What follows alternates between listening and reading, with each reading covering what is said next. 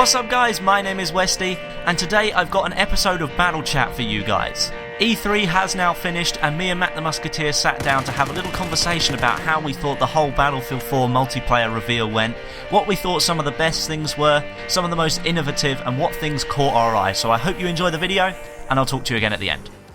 So now we've seen about 3 days worth of new Battlefield 4 kind of content and footage. I want to just kind of ask you some questions regarding your opinion on what we've seen so far. Obviously, we did do our kind of initial live reactions, which is when we'd seen the trailer for about, 30 seconds or so. But I wanted to ask you, now you've had, 3 or 4 days of kind of reflection time. And also, in these kind of last few days, a lot more information has, come to the surface and stuff. So I wanted to just ask you, are your kind of first reactions still the same as they were 3 days ago? Or has your opinion changed in any kind of way? I don't think my opinion's changed. It's more just got better as more footage has come out, as more little hints in the live stream here and there have come out. Like when we did that initial video, like you said, we were like 30 seconds after the reveal, we rewatched it and it was like, holy shit, this is amazing. But I know, yeah. Oh my god! Yeah. But like, even now, watching the live stream now, I'm still sitting there thinking, damn, this is going to be a bloody good game if it looks like this in alpha, or pre-alpha, as it says in the top left corner all the time. And it's just, yeah, exactly. It's just like looking at Battlefield 3 and all the feedback we gave them, they didn't put it in that game. They've put it in this one. So, yeah, I actually saw somebody say that, saying this seems to be the Battlefield 3 game they've made after they've listened to the players and the consumers, and they've kind of taken on board all these things, and now they've put them into the game. It's almost like they knew they wanted to put them in Battlefield 4, so they intentionally left them out of Battlefield 3 to try and make it, to try and create a much, a newer game for Battlefield 4. So, I mean, like you said, since Monday now, I think it was, my kind of impressions have just only gone up, really. I mean, like you said, the pre-alpha looked, it's pre-alpha and it looks good. If that came to even beta the way it is now, I'd still be pretty impressed. It is looking very, very, it is very, very impressive. I mean, has anything stuck out to you so far that has really grabbed your attention, especially in the live streaming since we saw the kind of staged streaming event? Now you've seen a lot of other people playing it in a realistic kind of environment. Is there anything else that's really stuck out to you or grabbed your attention so far? well, I liked all the big things that I mentioned, like the spectator mode and the Levolution, but I was coming to expect that anyway, so I kind of thought, well, they're really good features, but it's not really what I was sort of looking for. It's something that we didn't kind of know was going to be there, so you wanted them to sort of announce something that we didn't even know they were gonna do. So like, I'm really interested in like the naval combat side of things and the way they've tweaked suppression, because it's the smaller things that, for me, that make a big difference. Like with Battlefield 3, when they first tweaked suppression only a couple of months after they'd released Battlefield 3, it changed the game completely. So I like the way that now for naval combat, you're going to have these boats, but you could still get away on a jet ski if your vehicle's been disabled. So they thought about kind of things where you're just going to be left in the middle of the water. And the fact that now you can like swim and sprint swim, and you can even like pull out your secondary and dive under the water and have like battles underneath the water. It's just little things like that that don't sort of do a massive thing all over, but to the battle and you staying alive and feeling immersed in the game, it's just going to be so much more, I don't know, it's so much better than Battlefield 3. Yeah, I mean, like the whole water thing actually blew my mind. It's something that has been that way since I remember the days of Bad Company 2, when you'd things like Arica Harbour or even Sen Crossing, you'd dive in the water, try and get across, and someone starts shooting at you, and that is it. You're just a sitting duck. So this idea now that you can pull out a pistol, you can even dive beneath the water.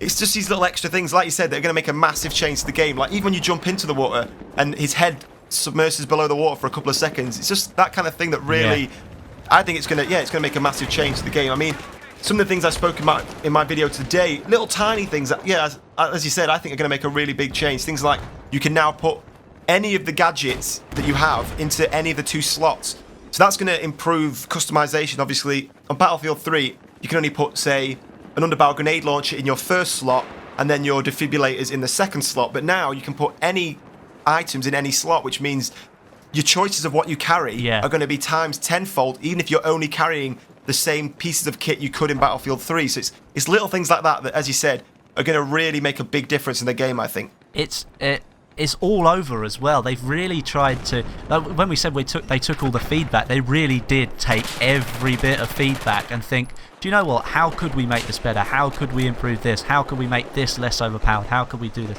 And it's just like they've managed to track it all the way from the start of Battlefield 3. It's not just stuff they've collected while Endgame's coming out. Because like stuff like the gunship from Armored Kill is now going to be fully in Battlefield 4, which means they've tested it, they found out it worked, they found out how it didn't work in Armored Kill, how it was quite overpowered to start off with in Rush, and then they tweaked it and they thought, right, it works like this, so maybe now we can put that into our new game. And it's the way they've gone through every little detail and gone, how can I make this much better, and how can I change the gameplay with it? It's like you said, it's almost as if the last couple of DLCs for Battlefield 3, each one was just DICE testing, we'll test this, see how that works, we'll test this, see how that works, and like you said, it feels like now there's kind of a combination of all these different DLCs, the good and, all the good parts from all of them, kind of put together into this one game. I mean, other little things that I've noticed that I like to see, the blue glare has gone. I mean, I never really had a problem with the blue glare, to be honest. I like that kind of blue kind of effect that Battlefield had, but it seems to have gone completely now. Even your kill feed isn't blue anymore, it's just white, so it does it looks more grown up.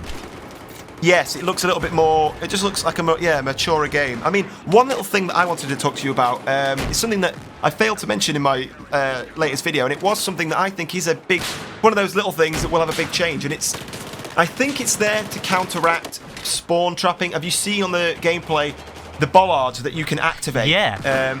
Now, this is something I've not really seen anybody go into any great detail on yet, but I've seen players run up to the bollards and they have a green light and they've either swiped at it with a knife or shot it and it's gone red, and the bollards have come up, which apparently are invincible, so even tanks can't get into your spawn or they can't get to the flag. Now, I don't really know the ins and outs of it, but I just wanted to kind of, see what your thoughts are on this kind of idea that it seems to be a kind of put in place as a reaction to the spawn trapping we used to see in Battlefield 3. I mean, like, if you think about Metro and how there's only the 3 flanking routes, if you think there could be shutters on one of those sets of stairs, that's how essentially this is going to work, where you're blocking off a route for the enemy to take, or you're even blocking your own team from, like, moving up too quickly. You want them to hold a position a bit longer, you can leave the bollards up. It makes them stop and then carry on. And it's just like, if you're going to have a barrage of tanks coming down the road and suddenly those bollards are there, just think, oh brilliant, I'll just hide down behind this fence here, wait for them to get to the bollards, I'll run up behind them, C4 them, that way they won't get to my objective. It's just, it seems to have been thought out, like you said, for the spawn trap, and I think it will like sort of focus gameplay a bit more. And like central flags are always, if you think Wake Island in Battlefield 3, if you've got the C flag, you have access to the jets on the main island. So then, if you could sort of control that area for the whole game, you are going to dominate. But it still stops you from spawn trapping, because like if they're going to have them further across the map as well, it will stop them from getting to areas that obviously is going to be harder to take back. It's also a good kind of idea. Obviously, like you said, we're not sure how these are really going to be implemented or how many they're going to be, but you could also use them on a larger scale. If you say it was like a map like Grand Bazaar, and you had 3 roads. If you could turn off the bollards or shut the bollards on the left-hand side and the right-hand side and force the enemy into a bottleneck down the middle where you could have other teammates laying C4, waiting in windows with RPGs, snipers, it's just a whole idea of kind of just increasing the amount of teamwork by saying, right, we close off this street, we close off that street, and then we just pounce on them in the middle street. And it's this whole idea of creating a much more realistic military situation where you can create bottlenecks, you can create hotspots, and I think it's something that, I mean, when I first saw it, I was like, wow, it's kind of, I didn't know what it was for, but it got me excited. I was like, this could be something potentially really cool and really game-changing to Battlefield. So, but it's something that, like you said, I've not seen many people talk about it yet. So, it is something one of the first things probably I want to kind of experiment with myself in the beta. Really, I think it should be fun. I mean, like, we've seen a lot in the game, like all of these brand new features, but I think something we've got to think about, even if it is pre-alpha and it looks really good, and there are still features there that haven't been detailed yet, but we've seen. There's stuff that isn't in there that will be, because like the defib thing, I put out a video today, I didn't realise that the defibs were so bugged that they took them out of this build just for E3 so that people could play the game without bugs, or too many like noticeable bugs.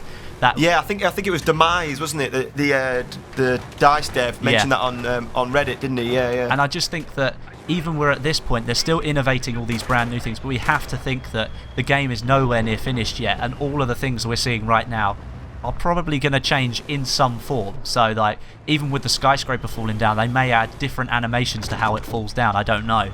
But like, the whole sort of that idea of it all working right now, it might not look like that, so you can't expect it to be exactly the same when it comes out. Things will change.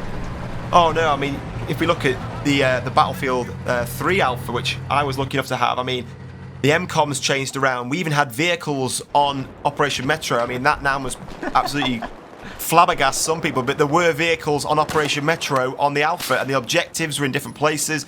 I mean, the B objective was in the bandstand at the first two MCOMs. Yeah, I remember that.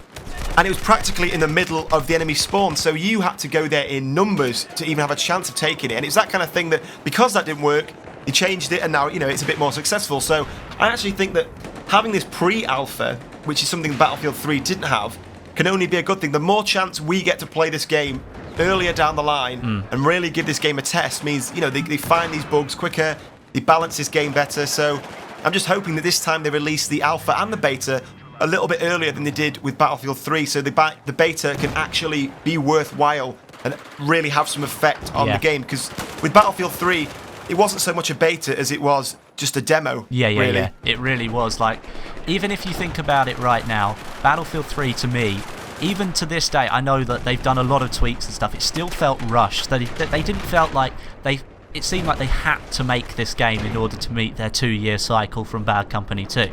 And for Battlefield 4, they've used Battlefield 3 as sort of a stepping stone. It's a really clever move because they've got the whole BF community playing essentially the Battlefield 4 beta, but they're using it as like a launch pad for everything else that's going to be in Battlefield 4, and that's what everybody thought. But now it's been confirmed that, but we still thought, oh, it's going to be Battlefield 3.5. They've completely blown that out of the water because they thought of so many things that we actually wanted, and it's made it, even at pre-alpha, look like a blockbuster title. It just looks amazing. Yeah, it's almost as if Battlefield 3 in its entirety was the beta for Battlefield 4. That's what it looks like now, doesn't it? Like you said, people thought, oh, Battlefield 4 is going to be Battlefield 3.5. Now, no, it doesn't. It looks like Battlefield 4 is Battlefield 4, and Battlefield 3 is the beta for Battlefield 4, because Battlefield 3 obviously is an amazing, amazing game, but like you said, it's just one of them. It's like a stepping stone now between these two games, and I just think with the audience and the consumer market that Battlefield 3 built up in its time, it can only ever mean good things. It's only ever going to grow now, and I think it could be potentially a COD killer. I mean, I hate throwing that around, the term COD killer, but you know, it's just looking. I remember when Battlefield 3 trailers were coming out, people didn't even know what Battlefield was, and now it's re-established itself as, you know, a big first-person shooter, and I think it's got the potential to really knock COD out of the market. I mean, like, just the things. It's like the Sony versus Xbox, or Microsoft versus Sony at the moment. It's just like, it looks like a one-horse race at the moment for both things, like with the Xbox and the PS4 and Battlefield and COD. It just doesn't even compare right now.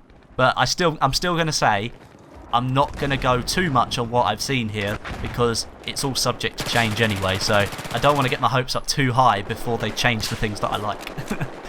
No, exactly. That's one thing. Yeah, everyone's got to remember that everything is still up. No, like people said, they think Xbox is out the race already, but it has a long way to go yet. Everything is still up for grabs. So it's going to be interesting to see. But so far, I'm hoping that Battlefield 4 can pull this out the bag and beat COD.